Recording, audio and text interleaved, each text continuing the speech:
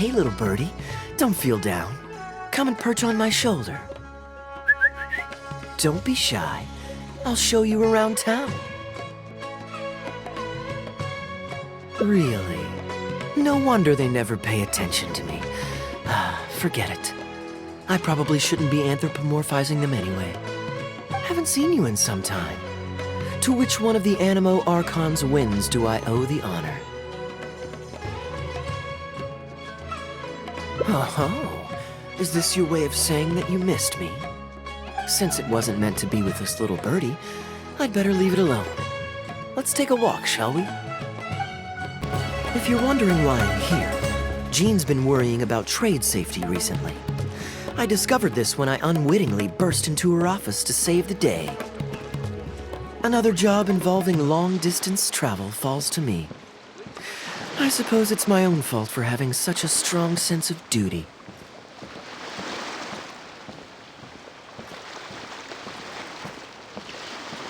Still, on the bright side, business is now taken care of.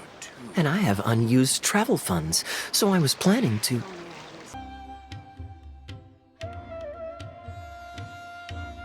Gundafar, we are in the middle of a war. Your place is at the front lines by my son's side. Pray tell, what provokes your unwarranted return to the palace? A matter of utmost importance, Your Majesty, such that I must personally report it to you. Huh. Outdoor theater. Looks fun. Actually, yes. I saw some guards do a musical performance when I was traveling with their caravan in Sumeru. They were desert dwellers. So are these actors. And I think I actually recognize one of them. Come on, let's go watch.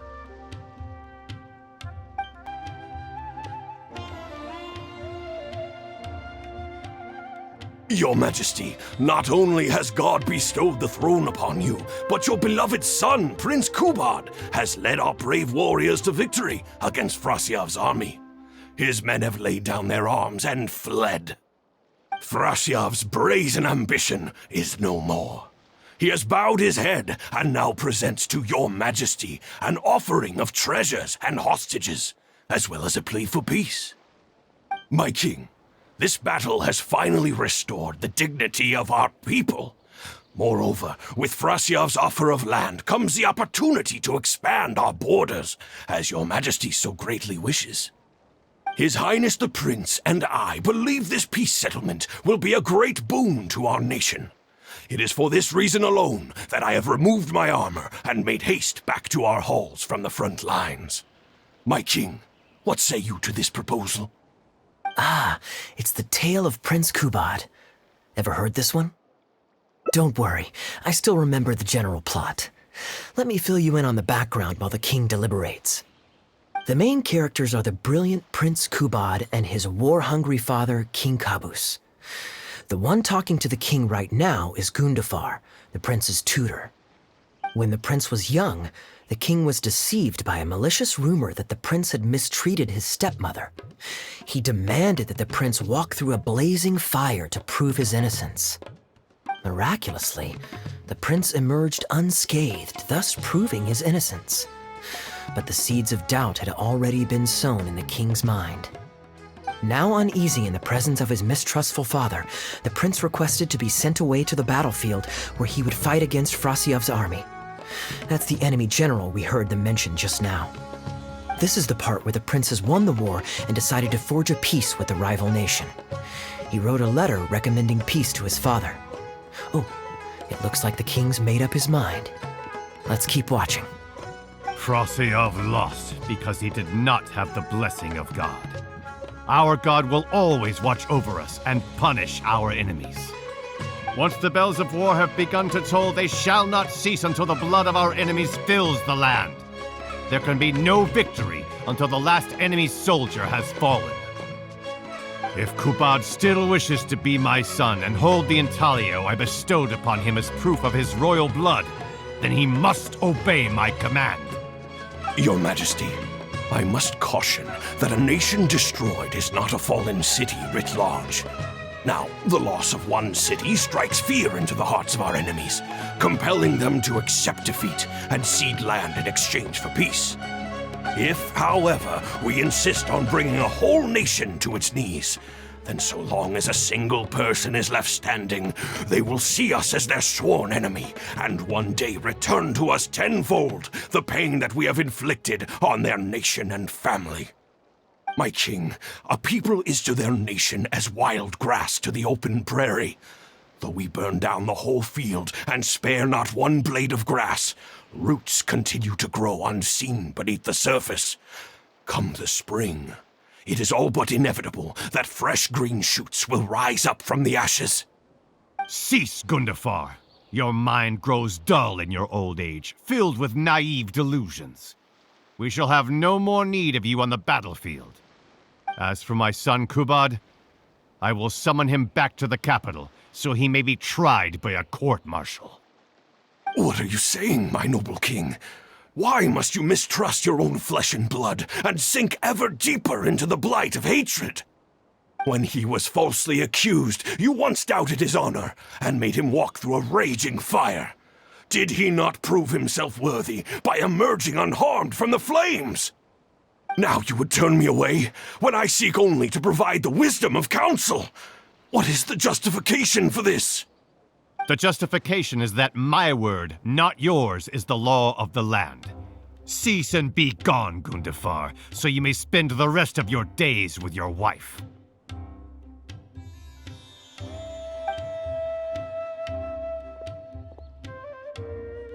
What has become of the king that I served with my life? Fanaticism has robbed him of all reason and wisdom. Peace is surely the most favorable path for our nation, yet he refuses to accept it. I must think of a way to seize control of the army back from the hands of my wayward son, that they might continue the fight to the end. Perhaps the first task should be this. I shall send a loyal contingent of warriors to eliminate Frosyav and the hostages he has sent to our palace. Brilliant acting, Darbil. I saw you approaching us in the middle of the scene. I was worried that my performance would be subpar and you'd think I was just making a fool of myself. Not at all. Far from it. Actually, let me introduce you. This is Darbil, the actor for King Caboose. When we first got to know each other, he was still a guard for one of the merchant caravans. Seems like he's now made the switch to full-time acting. Nice to meet you. Any friend of Kaya's is a friend of mine. To be perfectly honest, I wasn't making all that much as a mercenary. It felt right to me to get away from the danger and live a more stable life. I was already pretty good at telling stories, so I just recruited a few friends and started performing shows all over the country. Full disclosure, we had to put this little stage together using whatever wood and cloth we could borrow. It's really low budget. Anyway, we're all good enough at acting to get through the motions, but none of us are any good at coming up with a script. Everything we tried to write just sounded off somehow. So I got a student from the academia to adapt an old story I knew to make it more appealing to our audience. What do you think? Passable? I could tell that you've had someone tighten up the lines. They turned out very nicely. That's good. Well, as you can see, even now, we still don't have much of an audience. Don't suppose you'd be interested to see the rest of the show? Sure, why not? I don't have anything pressing lined up. And I don't think the Traveler does either. Tickets for 2, please. How much would that be? There's no need for tickets. You could just get some food from Jafar Tavern. We've worked out an arrangement with them. We've actually found a sponsor for this performance, too. He's not too happy about the poor turnout, though. I doubt we'll be able to keep him for the next performance. A real pity. But what can you do, huh? Darbil Asgar still hasn't shown up for the next scene. We should get his costume and sword out so they'll be ready to go the moment he gets here. My apologies. I have to get ready for the upcoming scene. I'll see you from the stage. Would you two like to order some food? What can I get you? If you're looking for recommendations, today's special is the tandoori roast chicken. Bear with us a moment. We're just going to take a look at the menu. I was at Port Ormos discussing some business opportunities, and some crook was trying to pull a fast one on me. Darbil took pity on me and politely asked him to make himself scarce. He's a good guy. A decent storyteller, too. Quite an interesting character. There's a lot of fun to be had if you hang around interesting people doing interesting things. Especially if you're in the company of an interesting friend. That's my secret formula for staying in a good mood.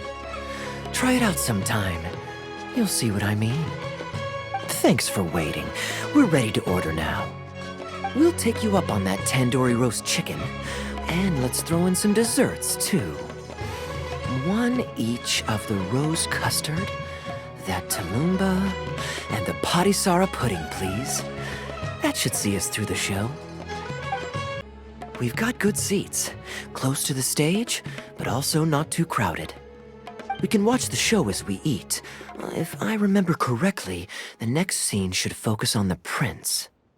But I won't spoil it for you. You have to experience it for yourself. You could say that. It's always stayed with me because it's hammered home a cruel but realistic truth. People do not choose where and when to be born. Yet the circumstances of their birth define the choices that they will have for the rest of their life. Here you are. The check's on the table, too. Just call me over when you're ready to settle up. No need. I'll pay up front. Here. Keep the change. Thank you, sir. Oh, but this is too generous. Call it a token of my gratitude for the excellent service. The food all smells wonderful, too, so please pass my compliments to the chef. Thank you so much, sir. Let's dig in, traveler. Hey, Kaya. I'm so sorry, but the actor who plays the prince has run into some difficulties and won't be able to make it.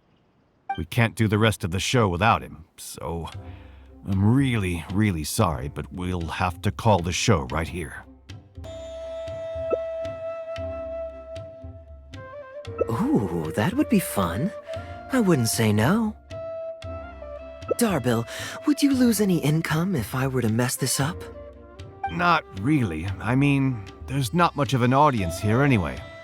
I wouldn't want to take too much of your time, though. Don't worry about that. I like to be spontaneous now and then. Spice things up a little. Let me think. Well, you already know the story, so you just need to memorize a few lines. Ha! You know what? This might actually work. Wait, but Kubad has a specific costume he's supposed to wear, and there's no way you'd fit into it. Switching actors is one thing, but wearing street clothes on stage would really ruin the immersion. Yeah, I don't think this is gonna work. Well, good thing that I've actually got a costume with me.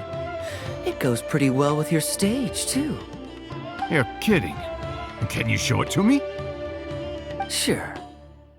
If you can show me the way to your changing room? It's in the restaurant. Follow me.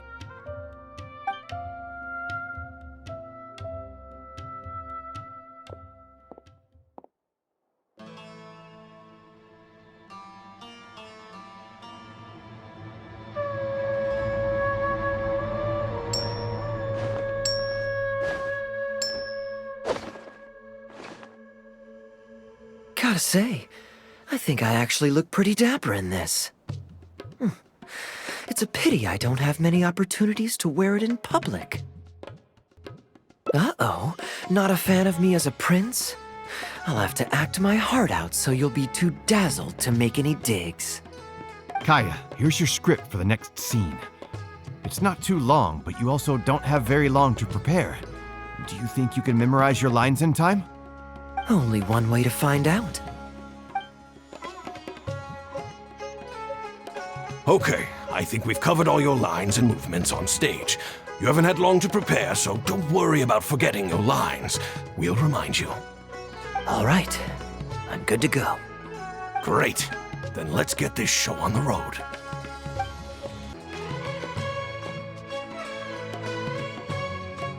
General Kubad, son of Kabus, the fate of this battle is clear.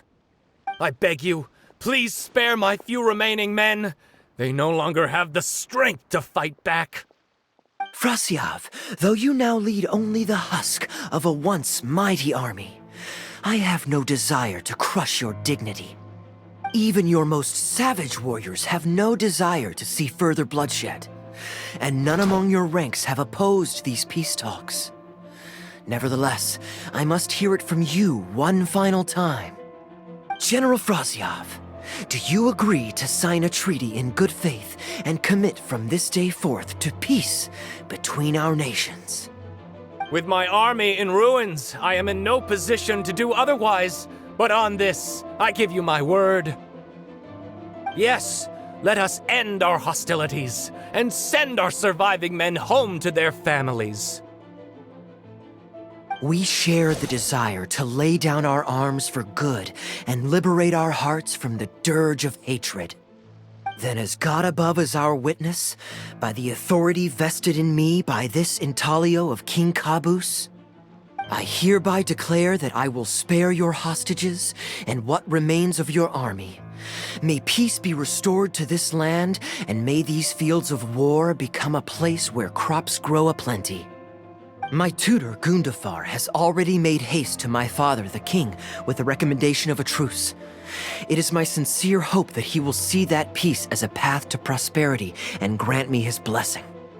Prince Kubad, your name is renowned throughout your land and ours. I will place my hope in your words. One will find on a battlefield no master of ceremonies, nor the paper on which a treaty may be signed. In their absence, let us raise our weapons and swear an oath. I, Kubad, son of Caboose, hereby pledge protection to you and all of your kin. May the oceans be stained red with my blood if I am ever to renounce this oath. Wow, your friend is so dreamy. He's not a real prince by any chance, is he? Hey, Rashana, you don't want to miss this. The good-looking guy who left that huge tip is acting on stage with Darbel's troupe. Darbel's one lucky man. I return, Your Highness. I hope I'm not too late. Have you already promised peace to Frasyav? Nay, I am not so rash as to preempt my father's blessing. I promised only what I could so far, the safety of his kin. My child, I must share with you the gravest news. Caboose has become blinded by fanaticism and hatred, and will stop at nothing to vanquish every last man under Frasyav's lead. How can this be? You mean to say that my father has rejected our proposal for peace? He has indeed. I urged him to reconsider, and for this I was rebuked and dismissed from his service. But far stricter punishment than this awaits you, should you return home with your troops. Please heed my warnings, dear child. I dare not imagine what unspeakable atrocities your father intends to commit. Nay, the truce must stand. I cannot renounce my oath. How can man claim to stand above beast without remaining true to his word? The masses have grown weary of death and conflict in both our nation and theirs. Are we all now to bend to his will and massacre countless more to satisfy a desire that is his alone? When I departed my beloved home to fight in a foreign land, I did so to honor his wishes and for my duty to our people. Alas, is this fate's grand design? Is this fate's grand design? Kaya, the next line is, "Alas, is this fate's grand design, that I should spend the rest of my days in a foreign land, till I am laid to rest in a grave far from home?" Must it be so? Huh? Wait, that's not part of the script. Kaya, did you not hear me? My dear audience, I ask you this. Do you believe in fate? If fate decreed that your life was to end in tragedy, what would you do?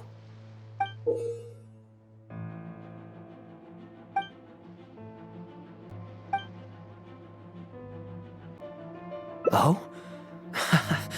Then so must it be. Yes, so must it be. I shall discard this intaglio and rid myself of the shackles of fate. Wait, but that's not... My dear prince, do you intend to betray your father and abandon your heritage? Fate means to send the machinations of war to every corner of the land, to fan the flames of conflict till they engulf the entire world. Fate would see my sword tainted with the blood of innocence, that the bright banner of my homeland might fly in every nation known to mankind. But I shall not bow to the will of fate.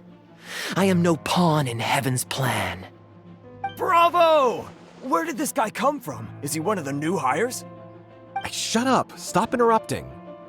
I, Kubad, will spend the rest of my days in a foreign land till I breathe my last in a place far from home. Oh, at least he brought it back in the end. Prince Kubad, my child, there is no need to be rash. Please bring at least your fortune and the retainers who will always be loyal to you. Gundafar, my dear mentor, you have always been like a father to me. It brings me only anguish to bid you farewell. But I must walk this path, or freedom dies by my hand. Goodbye, my tribe and kin. Farewell, sweet land of my birth. Goodbye, my child. Ooh, it's Prince Kubad. Could I please get your autograph?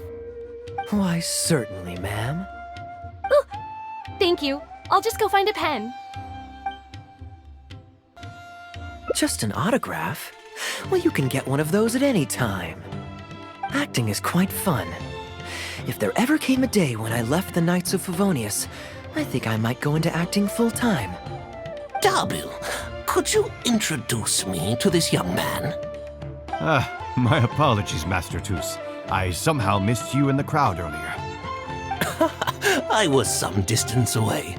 I just came over near the end after I noticed a large crowd gathered around the stage. The performance was outstanding across the board. I knew that the poor turnout over the past few days was just bad luck. It was only ever a matter of time before you hit it big. The improvised section was particularly good. I think you could include some improvisation as a staple in future performances. As for the prop he threw, no need to get it back. It's fairly cheap anyway. Thank you, sir. And a big thanks also to our wonderful prince. Had Kaya not agreed to fill in, we might have disbanded right on the spot. Kaya, was it? Well, young man, I must say you've made quite the impression on me. My caravan is always loaded with the finest food and wines. You're welcome to visit at any time.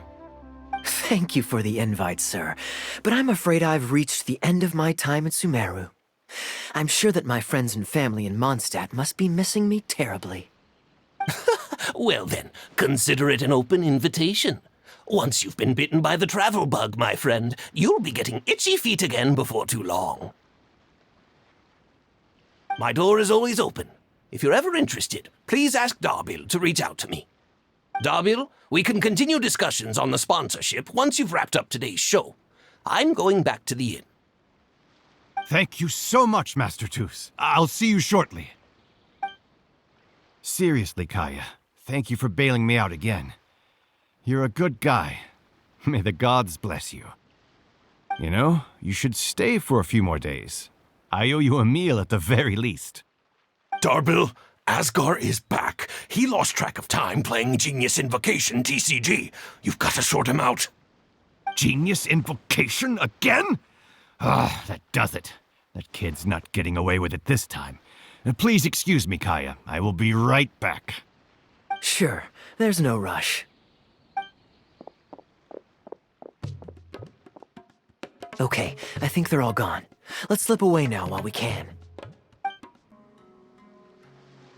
All right, this should be far enough.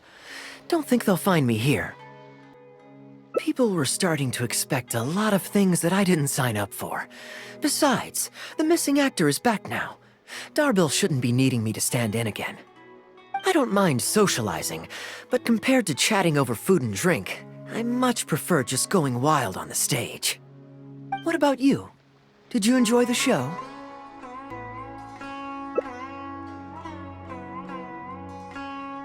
Oh?